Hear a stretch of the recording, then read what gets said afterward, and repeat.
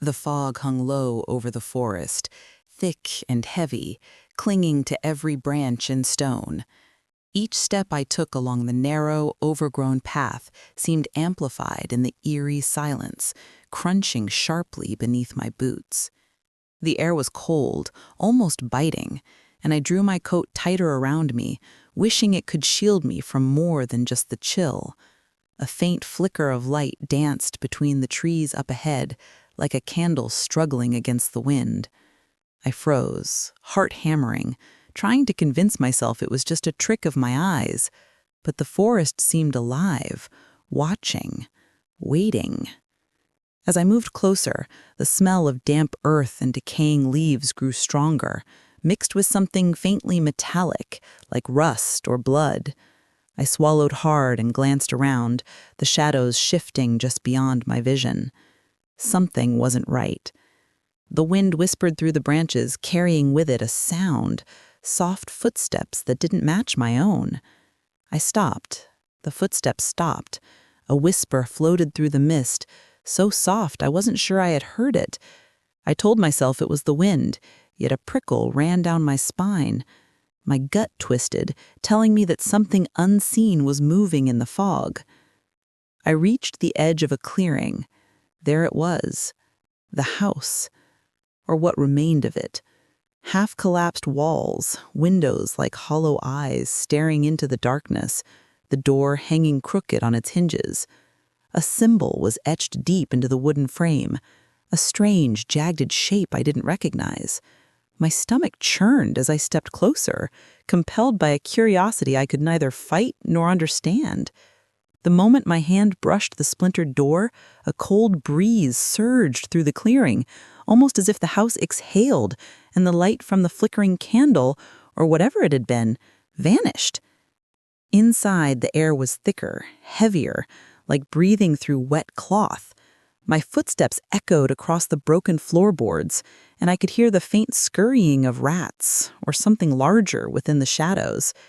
The room smelled of decay, mold, and something faintly metallic again. I paused near the fireplace, noticing a pile of ash and charred remnants.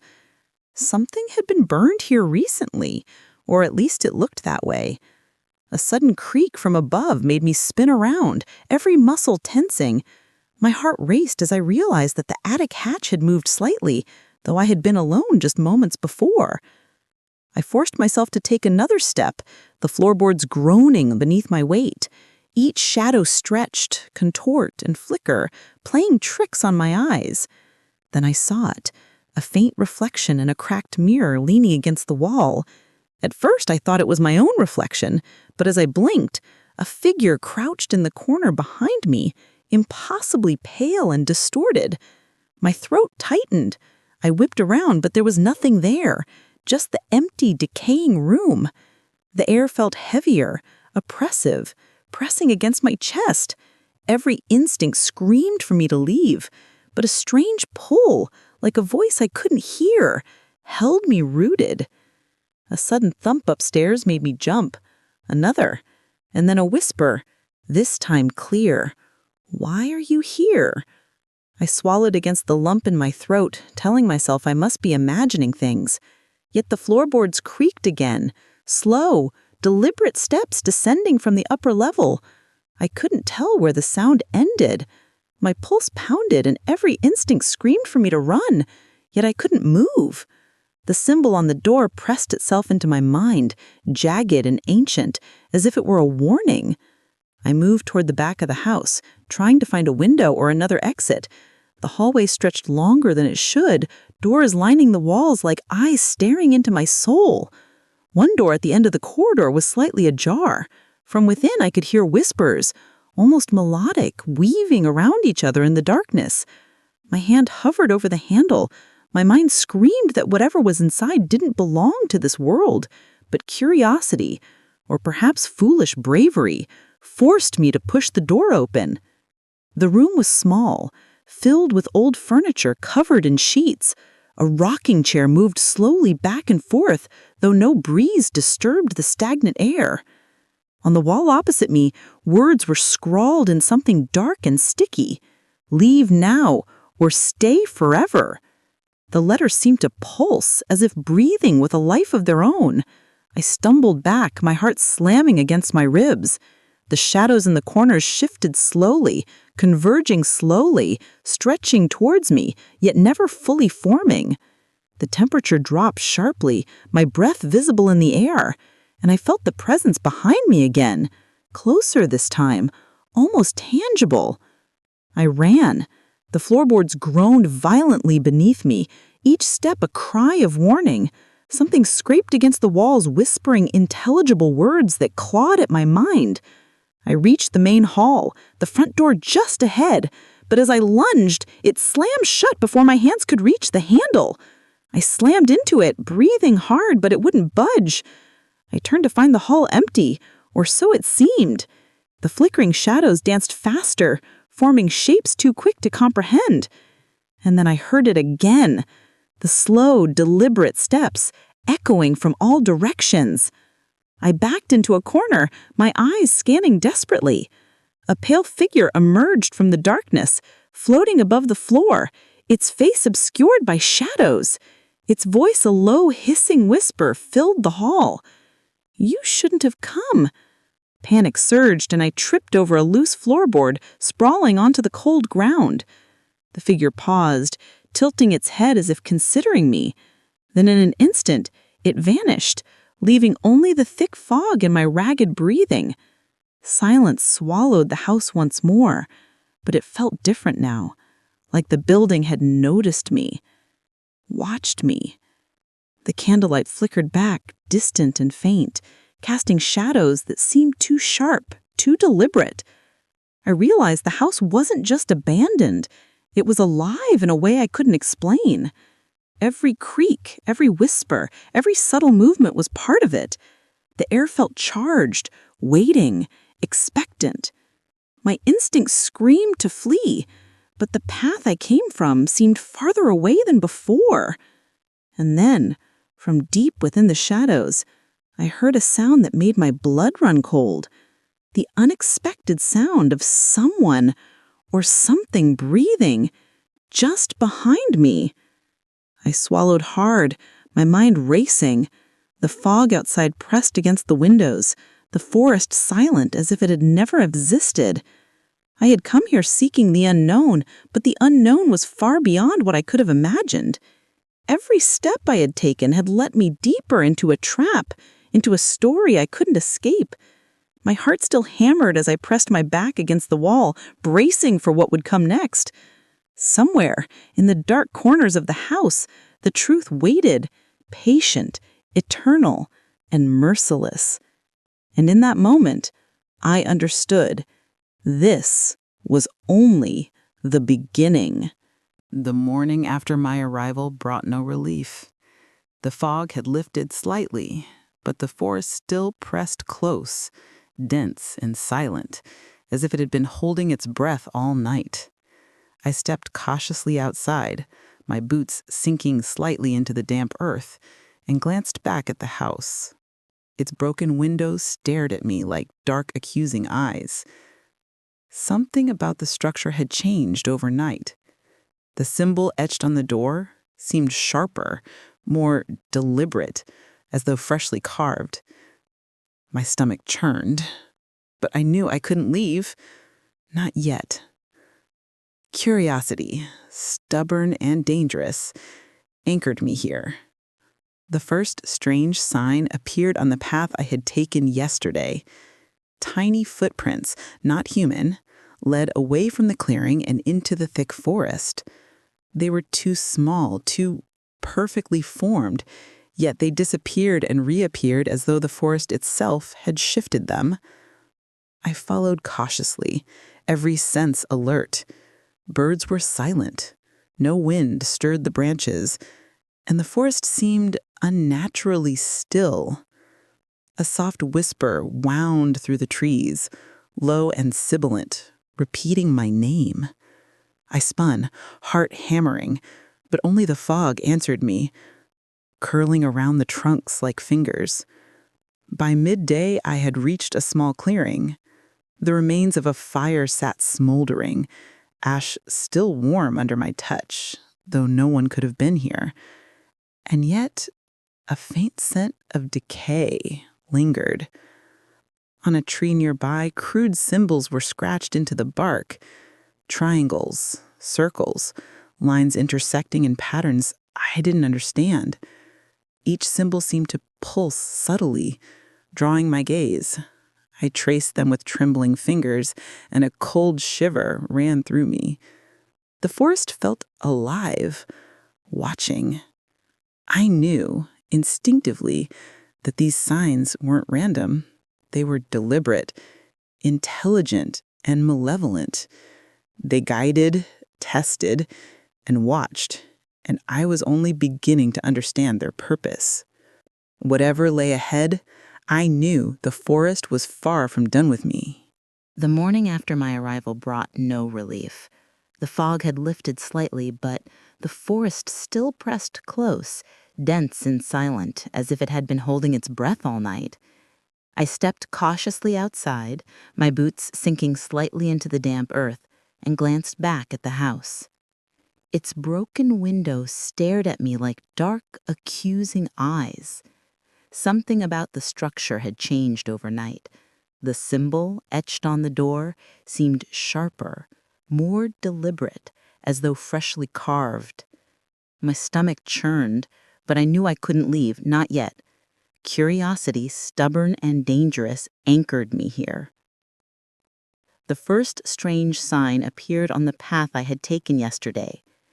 Tiny footprints, not human, led away from the clearing and into the thick forest. They were too small, too perfectly formed, yet they disappeared and reappeared as though the forest itself had shifted them. I followed cautiously, every sense alert. Birds were silent, no wind stirred the branches, and the forest seemed unnaturally still. A soft whisper wound through the trees, low and sibilant, repeating my name. I spun, heart hammering, but only the fog answered me, curling around the trunks like fingers. By midday, I had reached a small clearing. The remains of a fire sat smoldering, ash still warm under my touch, though no one could have been here. And yet, a faint scent of decay lingered. On a tree nearby, crude symbols were scratched into the bark, triangles, circles, lines intersecting in patterns I didn't understand. Each symbol seemed to pulse subtly, drawing my gaze. I traced them with trembling fingers, and a cold shiver ran through me. The forest felt alive, watching. I knew instinctively that these signs weren't random. They were deliberate, intelligent, and malevolent. I watched as I advanced into the forest. Every step brought a new unsettling sign, a bird carcass impaled on a branch, scratches on tree bark that looked like claws, faint handprints pressed into the soft mud. The atmosphere thickened, oppressive and heavy. My thoughts became clouded with unease, yet I felt a compulsive need to continue.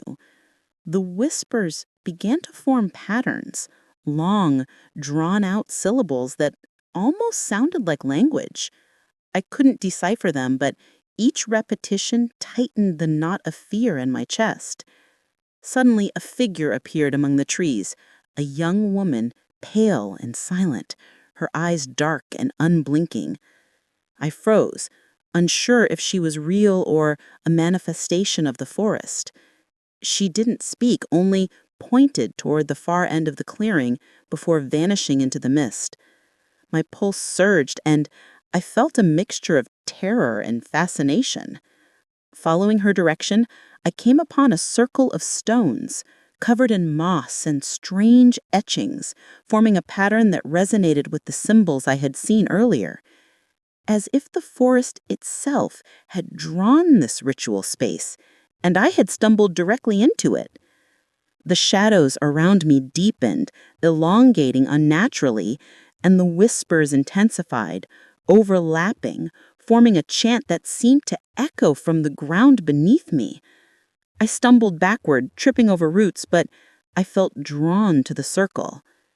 Kneeling near the center, I noticed more symbols carved into the stones, glowing faintly with an unearthly light. Each symbol seemed to shift when I looked away, only to settle back into place when I focused again. My skin crawled, yet I felt compelled to trace the lines with my fingers. A sudden gust of wind swept through the clearing, carrying with it the scent of smoke and rot. Suddenly, the ground trembled faintly beneath me. A voice, low and guttural, emanated from the earth itself. "Why are you here?" I stumbled to my feet, my breath ragged. The forest seemed to lean in closer, branches twisting toward me as if alive.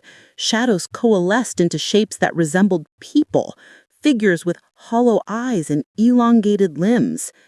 They didn't move, yet their presence was suffocating, pressing against my mind with an invisible weight. Every instinct screamed to run, yet I felt frozen, caught between terror and fascination. Then, as suddenly as it began, the tremor ceased. The whispers faded, leaving only the oppressive silence of the forest. The pale woman reappeared, this time closer, and gestured toward a path I hadn't noticed before. Trembling, I followed it, the forest gradually thinning until I saw the distant silhouette of another structure, a cabin, newer yet abandoned in its decay. The sun dipped low, casting long, twisted shadows that seemed to reach for me. I realized with a sinking heart that the signs had guided me here. The forest had shown me the way, and I had followed entranced, as if possessed. Standing at the threshold of the next chapter, I understood something profound and terrifying. These signs weren't random. They were deliberate, intelligent, and malevolent. They guided, tested, and watched, and I was only beginning to understand their purpose. Whatever lay ahead, I knew the forest was far from done with me. The night had settled thick and unyielding as I trudged along the narrow forest path, my boots crunching against the damp leaves. The cabin behind me loomed like a dark memory, and though I had escaped its immediate grasp, the dread clung to my skin like a second layer. Every rustle of the branches, every snap of a twig set my nerves ablaze. I could feel the forest watching, waiting, its breath against the nape of my neck. A sudden, faint light flickered through the trees. Curious and terrified, I followed it, drawn deeper into the woods by a compulsion I could not resist. Soon, I came upon an abandoned graveyard, hidden behind a tangle of overgrown shrubs. Tombstones leaned at odd angles, some broken, some etched with names that were centuries old. The fog swirled low, curling around the gravestones like restless spirits, and a cold wind whispered through the cracks in the earth, carrying faint murmurs of voices long gone. I knelt beside a weathered gravestone, brushing away the moths to reveal a name, Eliza Harrow. Suddenly I heard it, a faint, quivering voice calling my name, almost pleading. I froze, listening, but the sound dissipated into the wind. My rational mind screamed that it was impossible, that I was imagining things. Yet the sound had been unmistakably real. The whispers began to multiply, overlapping in a chaotic harmony of sorrow, anger, and fear. I stepped back, the hair on my arms standing on end. Each voice seemed to tell a fragment of a story, snippets of tragedies, horrors, and warnings. The fog thickened, and the whispers grew louder, guiding me toward a small mausoleum at the far edge of the graveyard. Its doors were cracked, one slightly ajar, and an icy draft escaped, carrying the scent of decay and old stone. I hesitated, my instincts screaming to run, but I stepped inside. The air was dense, every breath a struggle. Shadows flickered across the walls as candlelight erupted spontaneously in alcoves, illuminating remnants of forgotten rituals. Old portraits, their eyes scratched out, lined the walls. The whispers now seemed coherent, repeating phrases like, "Do not stay. It sees you. It hungers." At the center of the mausoleum, I found a pile of letters, yellowed and brittle, bound with a ribbon. I picked one up and unfolded it carefully. The handwriting was frantic, desperate. It moves through the cracks in the night, taking the ones who dare to seek. Beware the cabin, beware the shadows. A chill ran down my spine. The letter spoke of the cabin I had just fled, of disappearances spanning decades, of a presence that lingered in the woods, feeding on fear. As I read, the whispers grew more insistent, almost urgent, guiding my gaze toward a dark corner. There, etched into the wall, were symbols identical to those in the cabin, glowing faintly as if alive. The air pulsed, heavy with malevolence. A soft scraping noise echoed from the shadows, like claws dragging across stone. I turned slowly, and a figure emerged from the darkness, humanoid yet distorted, eyes hollow, watching, waiting. My pulse raced as it raised a hand and pointed toward the letters. The implication was clear. I had stumbled upon something far older, more deliberate than the cabin's horrors.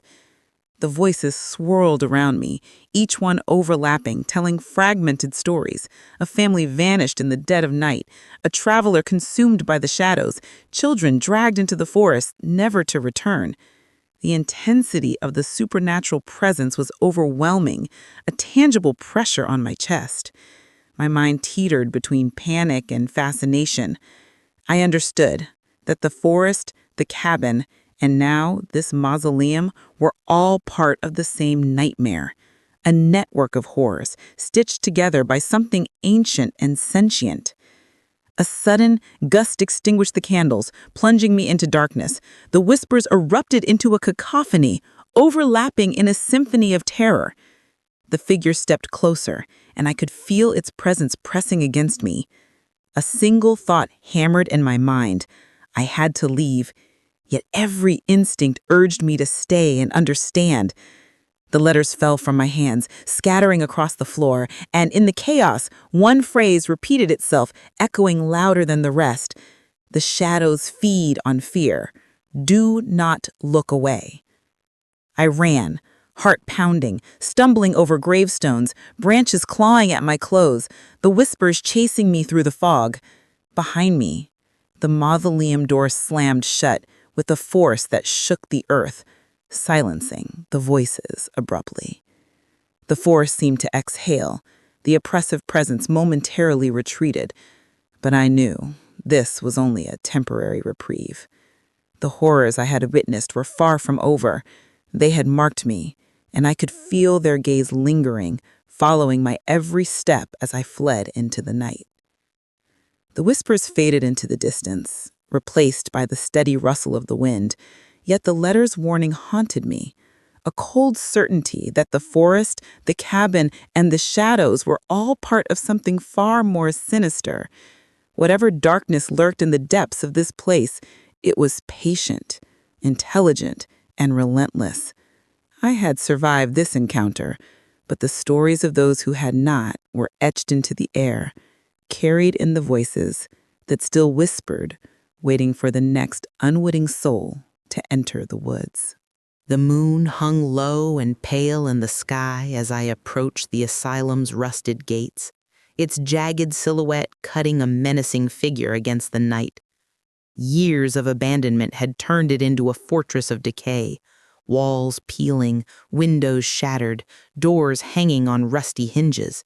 The air was thick with mildew, rot, and something else, something heavier, almost like the building itself exhaling malevolence. Every instinct screamed to leave, but the thrill of uncovering its secrets drew me closer, step by cautious step. Crossing the threshold, I was swallowed by darkness. The floorboards groaned under my weight, echoing through the empty halls like ghostly laughter. Faded paint peeled from the walls, and the smell of disinfectant clung stubbornly to the air, mixing with the rot of forgotten rooms. Shadows flickered unnaturally in the corners, moving just out of the corner of my eye. The silence was deafening, punctuated only by my own heartbeat, each thump reminding me that I was dangerously alone. I entered the first ward. Rusted beds lined the room, each mattress stained with decades of neglect. Names and dates scratched into the walls told stories of patients long gone, whispers of lives erased but still lingering. A sudden low moan reverberated through the hallway. I froze, straining to hear. Another sound followed, footsteps, soft and deliberate, moving closer. My breath quickened, but no one was there. Shadows seemed to curl around the edges of the room, alive, twisting, watching. Curiosity pushed me further into the asylum. The deeper I went, the heavier the air became. In the central hall, I found a door marked Isolation Chambers. I hesitated, but pushed it open. The room inside was smaller than I expected, walls padded and scarred. A single chair sat in the middle, chains dangling from its arms like waiting hands.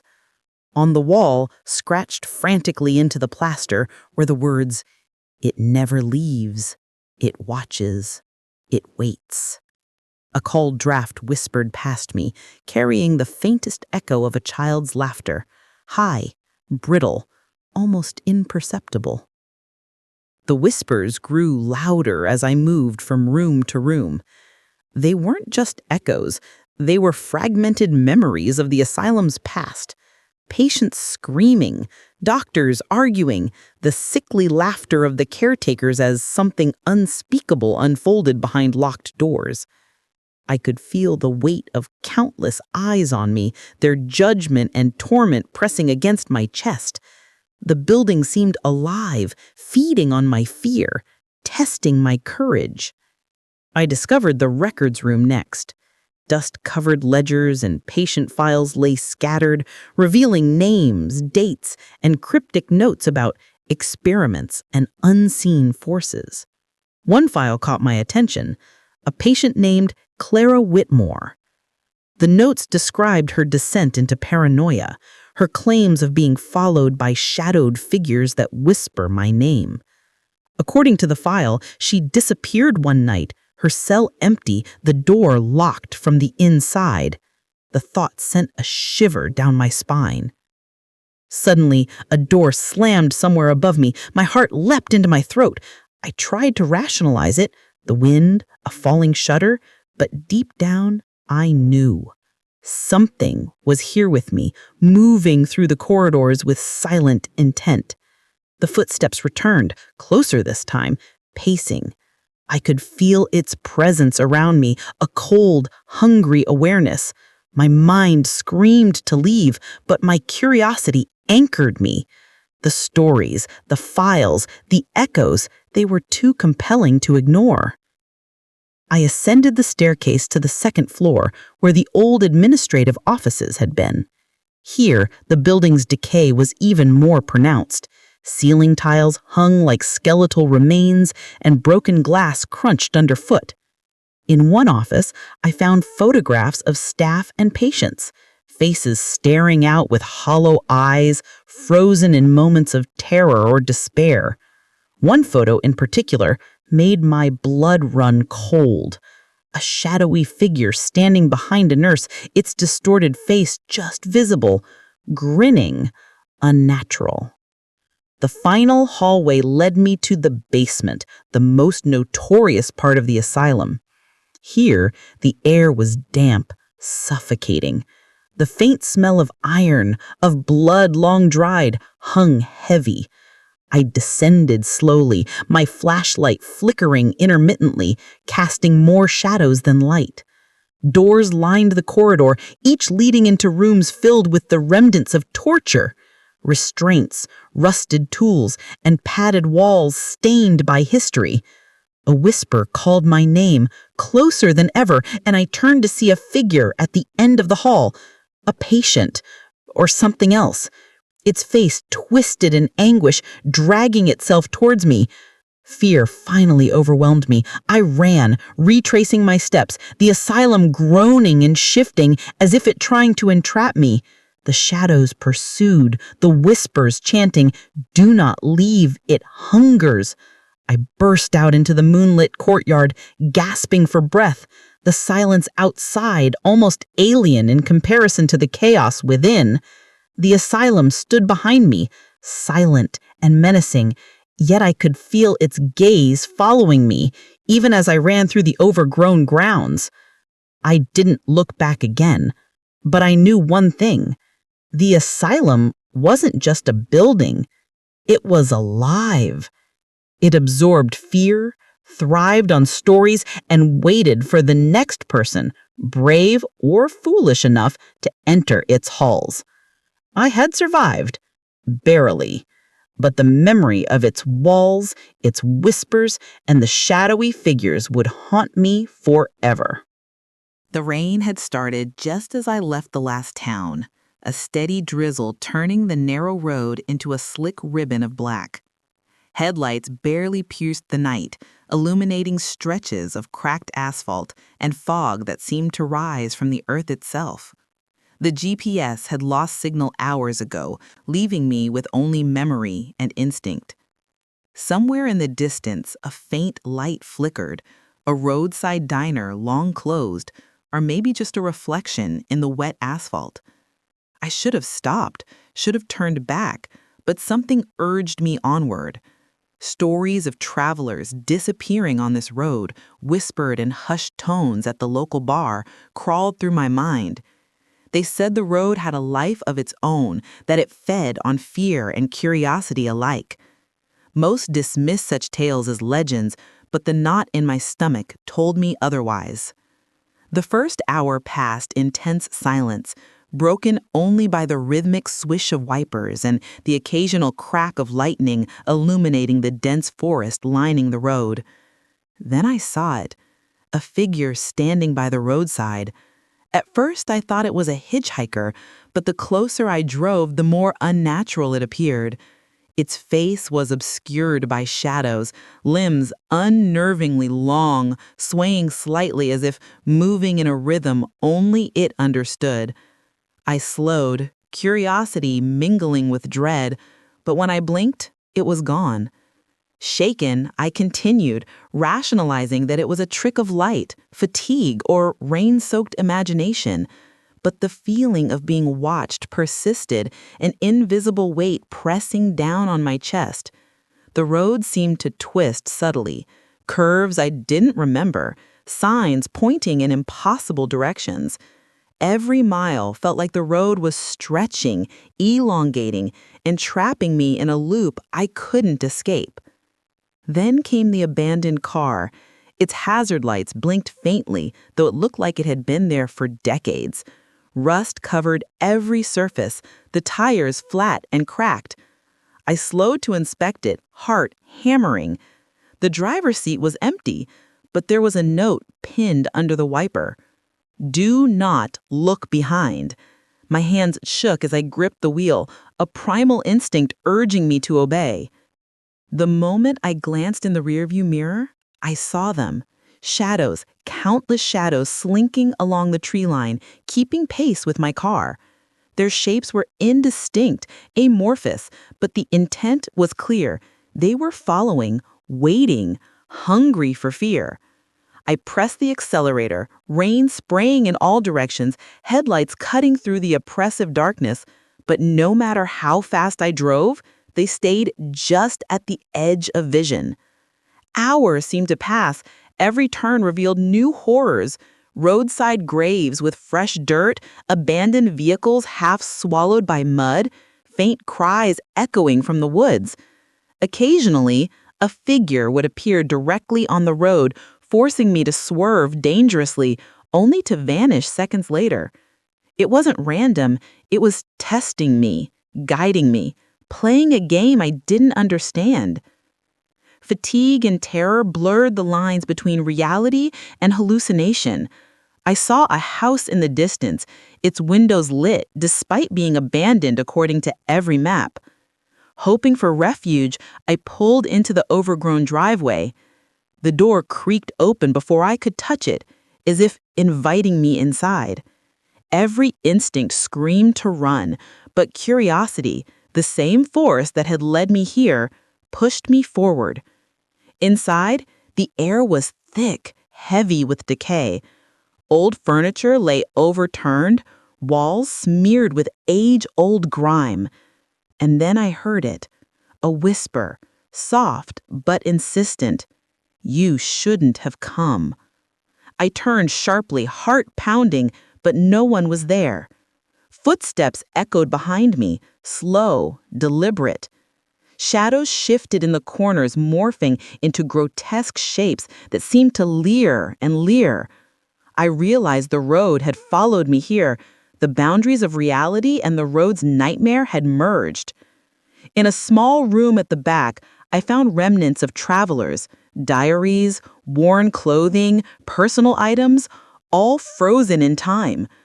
One diary described an encounter eerily similar to mine. A lone traveler, trapped, chased by shapeless figures, and eventually consumed by the road. The last entry ended abruptly. "It waits. It always waits." A cold hand brushed my shoulder, and I spun around. Nothing. Only darkness. Only the sound of my own ragged breathing. Panicked, I fled back to my car, the road now impossibly winding and unfamiliar. Every landmark was distorted, every turn leading deeper into the forest. The shadows were relentless, whispering my name, scraping along the edges of the car, trying to force me to stop, to surrender. I screamed at the emptiness, tears streaming, yet the road refused to relent.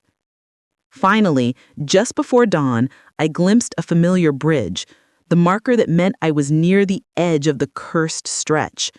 With one last surge of adrenaline, I sped forward, heart in my throat, the shadows retreating only slightly. When I crossed the bridge, the forest seemed to exhale, the oppressive atmosphere lifting. I dared to look back. The road behind me stretched into fog, silent, waiting, hungry for the next soul to wander too far.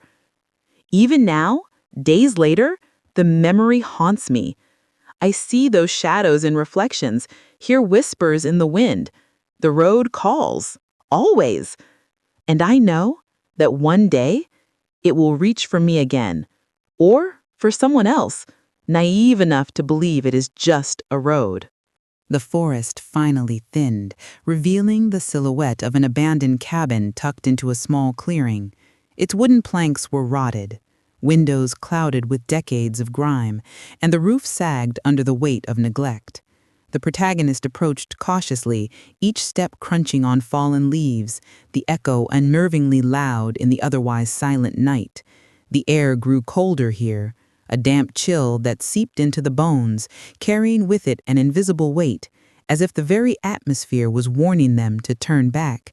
The door was locked, its rusty latch resisting every effort. A faint sense of anticipation and dread coiled in the stomach, mixing with curiosity that propelled the protagonist forward. After a moment of fumbling, the latch gave way with a loud metallic squeal that rang through the clearing. The door creaked open, revealing the cabin's interior, a dimly lit room coated in dust, cobwebs hanging like curtains in every corner. The faint moonlight filtering through the cracks in the walls cast long, wavering shadows, making the space feel alive. Inside, the air was thick with the smell of decay and something else, a faint metallic tang that pricked at the senses. The protagonist's eyes scanned the room, landing on the first unsettling detail. A collection of old photographs pinned haphazardly to a wall. Faces stared blankly from yellowed paper, each one frozen in an expression of fear or distress. The protagonist's heart clenched. These were not just strangers. Some bore a striking resemblance to the victims they had read about in local missing person reports. Others, felt hauntingly familiar, as if the forest itself had plucked them from the real world to be trapped here. A sudden movement in the corner made the protagonist whirl around, heart hammering. Shadows pooled there, seemingly stretching along the walls as if alive. For a moment, the mind tried to rationalize. Was it a trick of the light? But the movement persisted, subtle, deliberate, creeping across the floorboards like an invisible tide. The air grew colder here, a damp chill that seeped into the bones, carrying with it an invisible weight, as if the very atmosphere was warning them to turn back. On a small table in the center of the room lay a set of strange symbols etched onto brittle parchment. Arcane and unfamiliar, the markings seemed to hum faintly, vibrating just beyond the threshold of hearing. The protagonist leaned closer, and the chill in the room deepened, prickling the skin like invisible fingers brushing along the neck.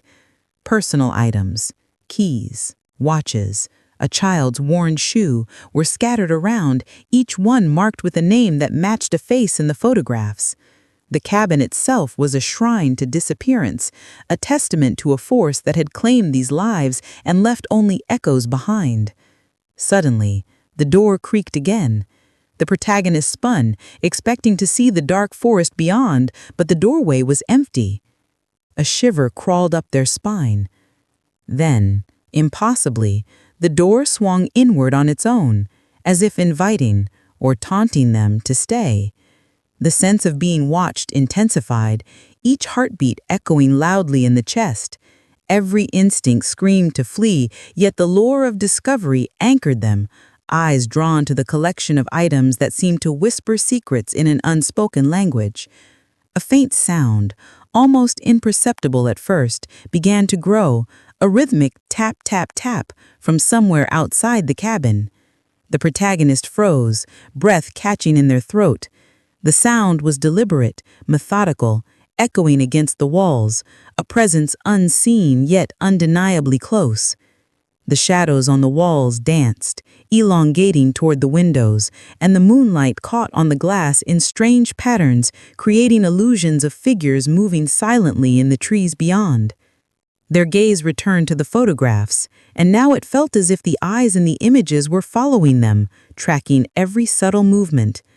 The temperature dropped further, fog beginning to curl along the floor, tendrils of mist creeping toward their feet. The protagonist's pulse raced, mind grappling with disbelief, yet the cabin's oppressive aura left no room for rational thought. Every object, every shadow, seemed imbued with intention, a malevolent intelligence woven into the very structure of the building. Compelled forward, the protagonist approached the locked room within the cabin, a second, smaller door set apart from the rest. The handle was cold to the touch, vibrating slightly beneath their fingers, as though aware of their presence. With trembling hands, they pushed it open. Inside, the room was smaller, darker, and more suffocating. The walls were covered in the same strange symbols, etched deeply as though carved by someone or something that existed in shadows. A single chair sat in the center, and on it lay a tattered journal, its pages filled with frantic handwriting that twisted around itself, echoing the whispers from outside. The whispers grew louder here, almost coherent, brushing against the mind in cold, urgent breaths.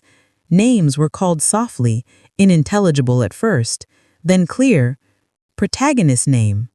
Come closer, see what lies within. Each word clawed at the senses, threading into the protagonist's thoughts, weaving a tapestry of fear that was almost impossible to resist. They shivered, stepping back, yet the room seemed to contract, shadows folding in on all sides, guiding them toward the journal. A sudden sharp creak from behind startled the protagonist. Turning quickly, they saw the door slowly closing, moving of its own accord. A figure flickered in the corner, humanoid, but grotesquely distorted just out of clear sight, and then vanished. The whispers intensified, merging into a low, incomprehensible chant that reverberated through the cabin walls. The protagonist's heart thumped violently, every nerve screaming to flee, yet the compulsion to uncover the secrets within the room was overwhelming. In a moment of panic, they glanced at the windows. Outside, the forest was silent. Too silent. The footsteps had stopped, leaving a palpable tension hanging in the air, a threatening void of expectation. Every shadow in the cabin seemed to lean closer, the photograph's eyes dark pools of accusation and warning. The protagonists realized that they were being watched, perhaps for hours, perhaps for days, yet always with intent. The final seconds in the cabin were a blur. Fingers trembling, the protagonists traced the edges of the journal, opening to a page that made their blood run cold, a detailed account of disappearances, each victim described with meticulous, eerie detail. The last entry was unfinished, ending mid-sentence. They see me. They know I am here. And then, silence. The whispers ceased, the shadows stilled, and only the heavy, unnatural quiet remained. Outside, footsteps began again, approaching slowly, deliberately. Each step pressed into the chest like lead, filling the clearing beyond the cabin with ominous intent. The protagonists knew they were not alone, never had been, and that whatever waited outside was patient, intelligent, and hungry for attention. With every instinct screaming to run, yet unable to tear their gaze away from the locked room's chilling contents, the protagonist prepared to step back into the forest. The unknown watcher lingered just beyond the cabin walls, a silent promise of danger and dread. The chapter ends on this note, a cliffhanger of imminent encounter, seamlessly leading into the next location, the next chapter, where the footsteps will guide the audience further into terror. The protagonist stumbled out of the cabin clearing, heart still racing from the chilling encounter with the locked room. Mist clung to the forest floor, curling around their ankles as if attempting to pull them back into the shadows. Branches scratched at their arms, and the trees loomed like silent sentinels, their twisted limbs forming grotesque shapes in the dim moonlight. The faint echo of footsteps followed them, quick, deliberate, then stopping as if whoever or whatever was trailing them was toying with their nerves. Eventually, they found themselves at the edge of a desolate road, the fog clearing just enough to reveal the looming shape of a building, an abandoned hotel, its windows black and lifeless, its facade crumbling with neglect. The protagonist hesitated, the instinct to flee warring with an insatiable curiosity. Something about this place seemed connected to the cabin, a continuation of the unseen force that had been stalking them. With a deep breath, they pushed open the heavy doors, the hinges groaning in protest, and stepped inside. The lobby was a cavernous space, shrouded in darkness except for the occasional flicker of a dying chandelier. Dust danced in the thin beams of moonlight, giving the impression of tiny, restless spirits drifting across the floor. The air smelled stale, heavy with mildew and decay, carrying whispers of past horrors that seemed to seep from the very walls. Each step the protagonist took echoed through the empty hallways, a constant reminder that they were utterly alone, or so it seemed. As they moved deeper, the faint sound of footsteps began again. Not their own, though. They were lighter, quicker, and irregular. The hallway stretched ahead, doors on either side, each slightly ajar or firmly closed, offering glimpses into rooms frozen in time. Some held overturned furniture, others were immaculate, untouched for decades, yet none revealed the source of the sound. It was as if the building itself was alive, orchestrating a symphony of paranoia. The protagonist's pulse quickened, senses on high alert. Shadows pooled in corners, stretching unnaturally, and reflections in cracked mirrors seemed to lag behind movements, creating ghostly echoes of their own image. A cold draft whispered along the corridors, carrying with it a faint, almost imperceptible scent, something coppery and metallic that pricked at their memory of the cabin. Every instinct screamed that they were being watched, manipulated, herded toward an unknown fate. They approached the first room on the left. The door creaked as it opened, revealing emptiness. A chair lay toppled, but no one was there. The protagonist's breath came in shallow gasps, each exhale visible in the chill that pervaded the hotel.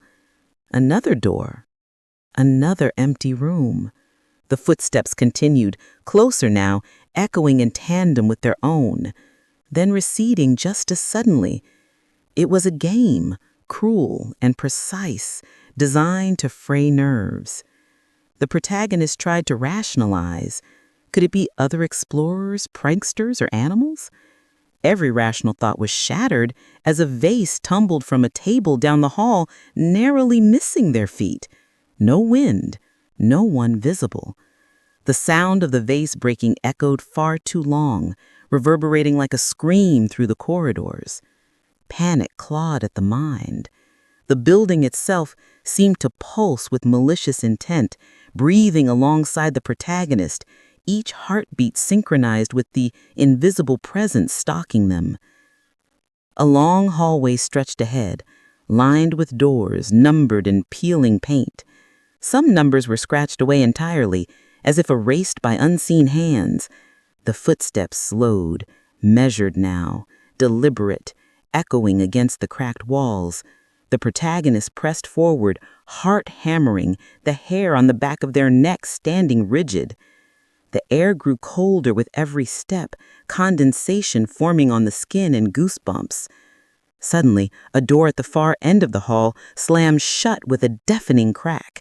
The protagonist jumped, stumbling backward, eyes darting toward every shadow. Silence. Then the footsteps resumed, now circling, yet always just out of reach. They could feel it, the unseen presence, drawing closer, feeding off their fear. Each creak of the floorboards beneath their own feet sounded amplified, a taunt, a signal to move faster, though where to go was unclear. Another door opened slowly on its own, revealing darkness so deep it seemed to absorb the protagonist's flashlight beam. The air inside was colder than anywhere else, biting at exposed skin. A low hum began, vibrations felt more than heard, emanating from the walls themselves. It was almost musical, a dirge that carried with it an unmistakable message. You are being watched. The protagonist's gaze fell on the end of the hallway, where shadows gathered unnaturally, forming shapes that were almost humanoid. A chill ran down the spine as the faintest whisper reached their ears, brushing against the eardrum like a frozen finger. You're next. The words were soft, yet distinct. The footsteps stopped immediately after, leaving a void of silence so heavy it pressed on the chest. The protagonist froze, eyes darting frantically, breath shallow, heartbeat loud. Every instinct screamed to run, yet movement seemed impossible, as though the floor itself resisted them. A sudden metallic clink echoed somewhere behind, a key dropped, or perhaps something far worse, and the protagonist spun around. Empty hallway, nothing visible. The whisper repeated now, closer, almost inside their own mind. You're next. Panic surged. They bolted toward the nearest staircase, only for it to twist unnaturally as they approached, steps longer and taller than they should have been, stretching the laws of reality. The hotel seemed to warp, corridors elongating, rooms shifting subtly, creating a labyrinth designed to disorient and trap. Every turn brought new shadows, strange reflections, and fleeting glimpses of movement just beyond perception. Time lost meaning. The protagonist's fear heightened, yet each instinctive desire to flee was countered by curiosity, a compulsion to see the source of the unseen stalker. They pushed forward toward the end of the hall, drawn by a subtle, irresistible pull. The footsteps began again, soft, deliberate, circling closer with every step. The whisper returned, almost seductive now, teasing. You're next. The protagonists stumbled through the twisted streets of the vanishing village, their minds still reeling from the child's chilling warning. The cobblestones seemed endless, the shadows stretching impossibly long under the dim moonlight. A faint light glimmered from a derelict house at the village's edge, broken windows revealing glimpses of dusty interiors. Desperate for shelter or answers, they pushed the door open, the creak echoing like a scream through the empty night.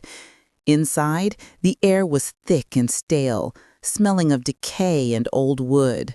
The furniture was overturned, shelves lined with cracked porcelain and scattered belongings. A single broken mirror leaned against the far wall, reflecting the room in jagged fragments. The protagonist approached cautiously, every step echoing unnaturally.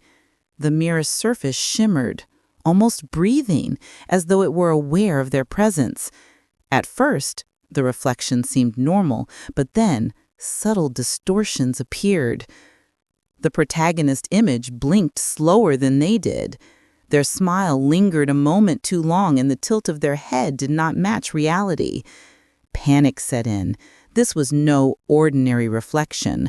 Shadows pooled behind them in the mirror, writhing independently, forming shapes that mimicked human forms yet were grotesquely distorted. A low whisper filled the room, soft at first, then growing louder. "You don't know yourself yet." The protagonist froze, eyes wide, heart pounding. The reflection now stepped forward, moving against their will, gestures deliberate and alien. Every instinct screamed to look away, but curiosity, or terror, rooted them in place. The mirror seemed to pulse, its surface rippling like liquid. Faces flickered across it, the missing villagers, the child from the square, even fleeting glimpses of shadows that had haunted the forest. They whispered secrets the protagonist had never told anyone, thoughts buried deep, fears unspoken. The more the protagonist tried to look away, the clearer the reflection became, forcing them to confront truths they had long denied. Shadows stretched from the mirror across the floor, curling around furniture, reaching toward the protagonist's feet. They tried to step back, but the room's dimensions had changed. Walls elongated, ceilings warped, corners bending at impossible angles. Every doorway led to the same mirror, reflecting not just the protagonist, but fragments of the vanishing village itself, crooked houses, dark forest, and the child's ever-present gaze. A sudden movement made them spin around, but the room was empty. When they looked back at the mirror, their reflection was gone. In its place stood the doppelganger, identical down to the smallest detail, but with hollow eyes that seemed to pierce into the protagonist's soul. The whisper returned, now distinct and mocking. "I am you, and I know you better than you know yourself." Fear clawed at their mind. They realized that this house, this mirror, was not merely a place, it was a trap designed to break the psyche. The doppelganger raised a hand, and the protagonist instinctively mirrored the motion.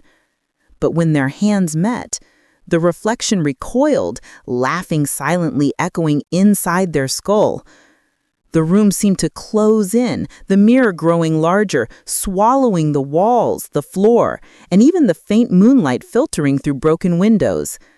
Fragments of reality slipped in and out. The protagonist saw fleeting images, the child pointing, the forest twisting, villagers frozen mid-step, all mirrored within the glass. Panic surged. Every whisper from the mirror clawed at memory, exposing vulnerabilities, amplifying dread, and turning self-reflection into pure horror. Finally, the protagonist lunged to smash the mirror, but it did not break. Instead, their own reflection leaned closer, whispering their name, secrets they had never spoken, fears they had never admitted. The room vibrated with an unseen presence, shadows crawling faster, whispers becoming a chorus. "You belong here. You are next. The chapter closes with the protagonist backed into a corner, staring at their reflection, realizing the entity within the mirror knows them completely, twisting reality and perception, leaving only one certainty. Escape from this psychological nightmare will demand confronting truths darker than anything outside. The protagonist stumbled out of the warped hallways of the abandoned hotel, their legs trembling, mind frayed from the relentless pursuit of unseen footsteps. The moon hung low, barely illuminating the path ahead, until the trees parted, revealing the outline of a small village nestled in a shallow valley. At first glance, it appeared ordinary: timber houses with crooked chimneys, smoke curling lazily into the night sky, a faint glow from windows suggesting warmth inside. Relief mingled with lingering fear, as though the village promised refuge from the horrors of the hotel. Yet the air was heavy with an unnatural stillness. Not a single animal stirred. Even the wind seemed hesitant, barely brushing the leaves. The protagonist approached cautiously, stepping onto cobblestone streets worn smooth by time. Footsteps echoed too loudly, betraying their solitude. Doors swung gently on creaking hinges, and a faint scent of damp earth and burning wood lingered. At first, everything seemed normal, almost comforting, but unease settled in like a slow fog. A sudden movement caught their eye, a woman standing in a doorway, looking directly at them. Her expression was blank, her eyes too wide, reflecting the dim light unnaturally.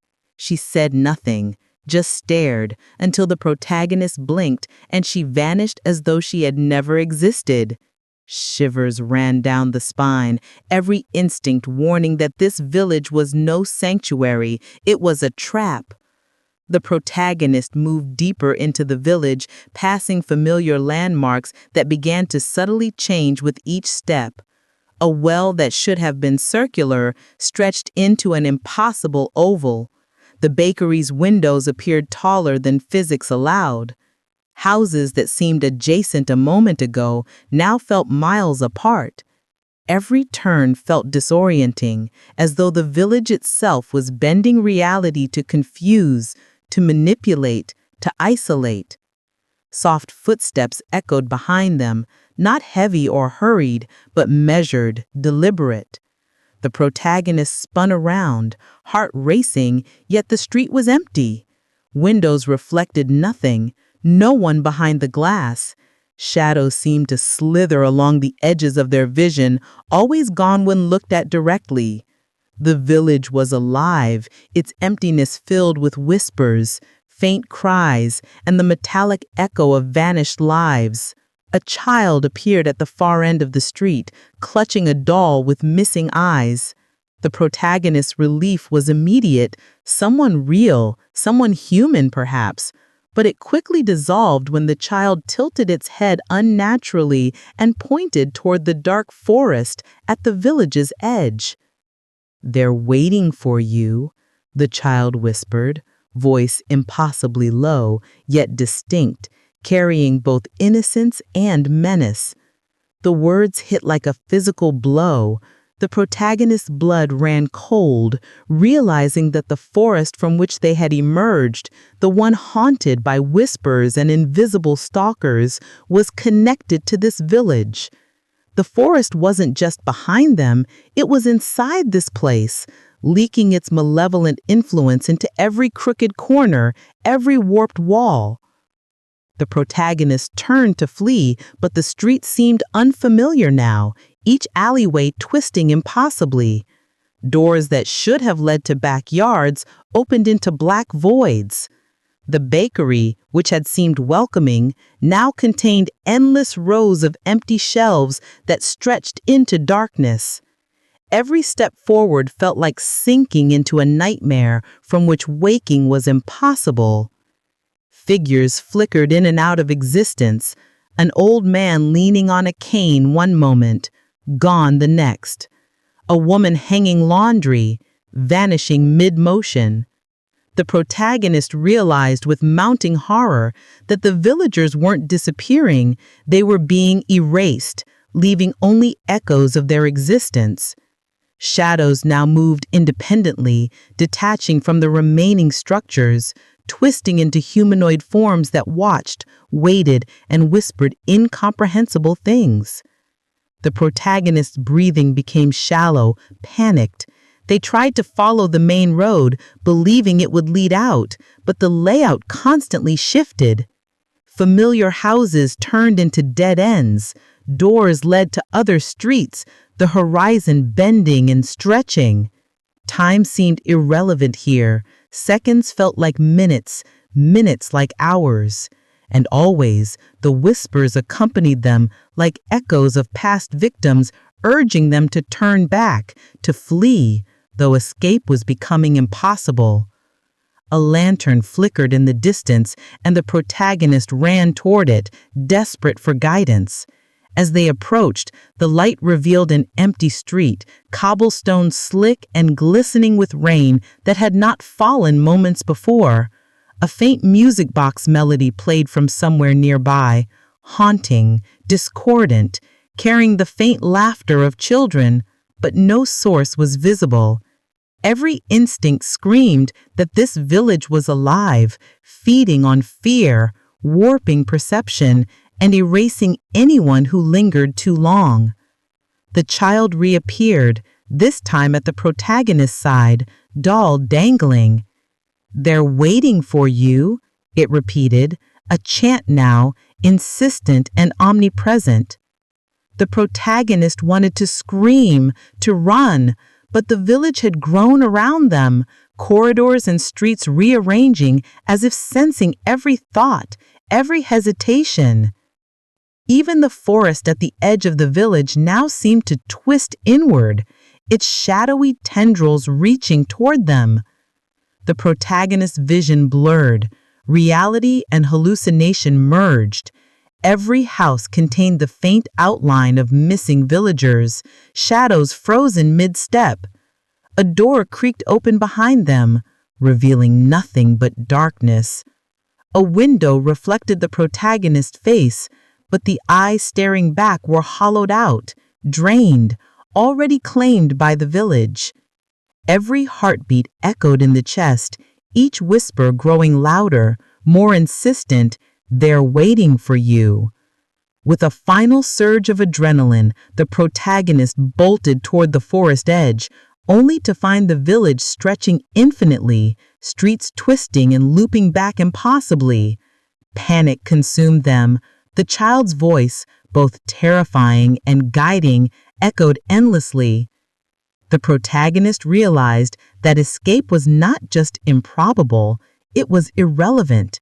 The village, the forest, the shadows, they were part of the same endless trap, feeding on fear, curiosity, and the living energy of anyone who wandered too close.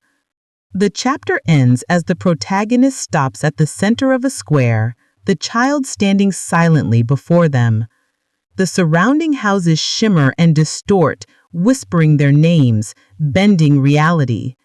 The protagonist's breath comes in ragged gasps, heart hammering, fully aware that whatever waits in the shadows, the unseen, the incomprehensible, is now drawing near, ready to claim the next victim. The protagonists stumbled backward from the mirror, their mind reeling from the reflection's whispered secrets. The derelict house no longer felt like a refuge. It was a prison, walls warped, shadows stretching impossibly long. The air was thick, almost tangible, carrying a faint, acrid scent that made their nostrils flare. Through the broken windows, the forest outside looked alive, the trees swaying in rhythm with some unseen chant. An instinctive dread told them they had to leave, yet something or someone pushed them forward. In the far corner of the room, obscured by dust-covered furniture, a hidden staircase spiraled downward. The protagonist hesitated, listening. From below came a faint, rhythmic drumming, a low chanting interspersed with sharp whispers. It was a ritual, a haunting ritual. The voices were layered, some human, some otherworldly, echoing in tones that made the skin crawl. Trembling, they descended, each step creaking under the weight of anticipation and fear. The staircase opened into a vast, underground chamber, lit by flickering candles arranged in a precise circle. Symbols were etched into the floor, glowing faintly with an eerie phosphorescence. In the center, a figure knelt, cloaked in tattered robes, hands raised toward the ceiling, chanting in a language long forgotten. Shadows danced along the walls, forming shapes that seemed to mirror the protagonist's deepest fears, twisted versions of themselves, distorted and grotesque. A sudden gust of wind extinguished some candles, plunging the chamber into darkness. The figure stopped chanting and slowly turned, revealing a pale, gaunt face with eyes like black voids. The air grew heavier, each breath a labor, each heartbeat loud in the oppressive silence. The protagonist's stomach twisted as an invisible force seemed to draw them closer to the circle. Fear clawed at their chest, yet curiosity, terrifying and irresistible, propelled them forward. As they stepped onto the stone floor, the symbols flared, reacting to their presence. A cold, electric sensation ran along their skin. The chanting resumed, now surrounding them, echoing from every direction. The shadows on the walls began to move independently, converging toward the center of the chamber. Shapes that once resembled villagers now merged into monstrous forms, writhing, whispering demands, secrets, and threats. The protagonist realized this ritual was not meant to summon someone, it was meant to consume them, to draw their very essence into a realm where nothing could survive intact. The cloaked figure raised their arms again, chanting louder, and the shadows writhed faster, forming humanoid shapes that mirrored the protagonist's own movements. Panic surged. They tried to turn, but their legs felt rooted, as though the chamber itself had claimed them. The whispers became intelligible, mocking their fear. "You cannot leave. The ritual binds you."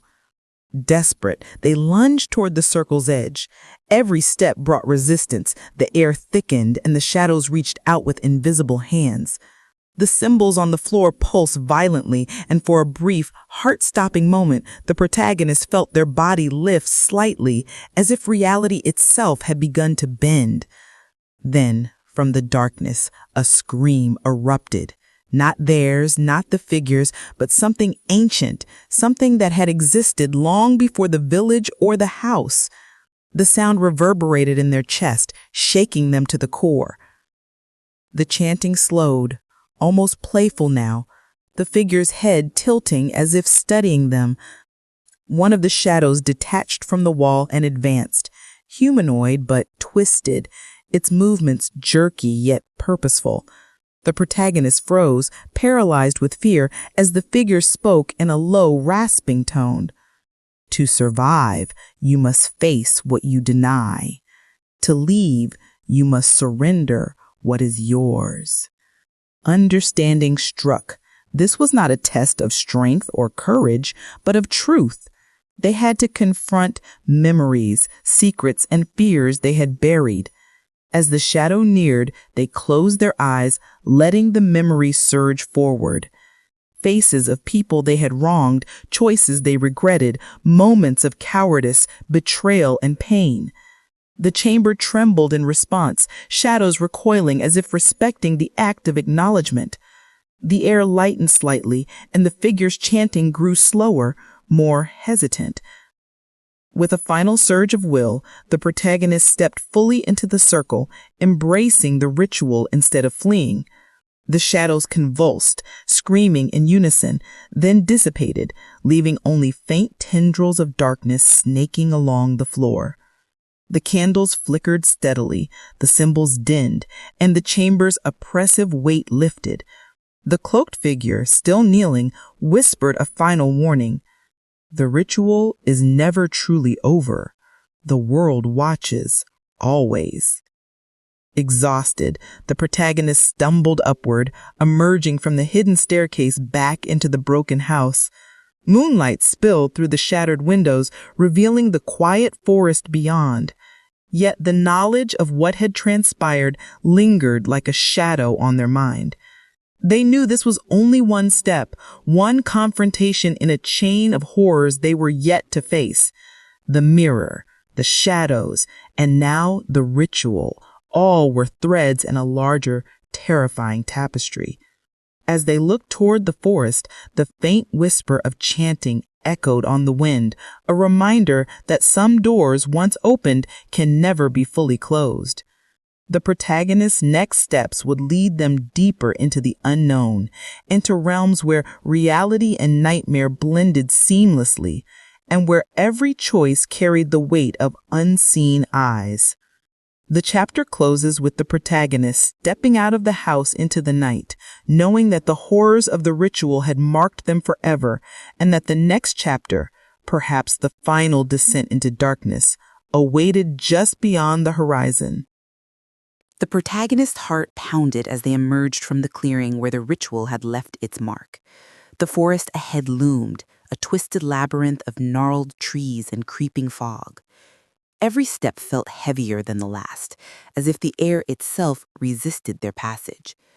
The shadows of the trees stretched unnaturally long, writhing subtly, almost sentient, and the whispers of the forest seemed to carry echoes of the ritual, mocking their every move. A low hum reverberated through the ground, vibrating up through their legs. Their breath came in shallow gasps, and a prickling sensation ran across the back of their neck. Somewhere in the darkness, a faint glow flickered, a light not of the sun, moon, or fire, but something altogether alien.